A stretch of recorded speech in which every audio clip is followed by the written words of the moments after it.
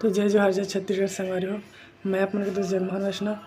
तो संगवारी हो छत्तीसगढ़ी पहन के सुने सीखे और अपन भाई चैनल ला सब्सक्राइब कर दो संगवारी हो, और चैनल ला सब्सक्राइब कर दो यार। तो चलो संगवारी वीडियो शुरू करते हैं। जय श्री राम।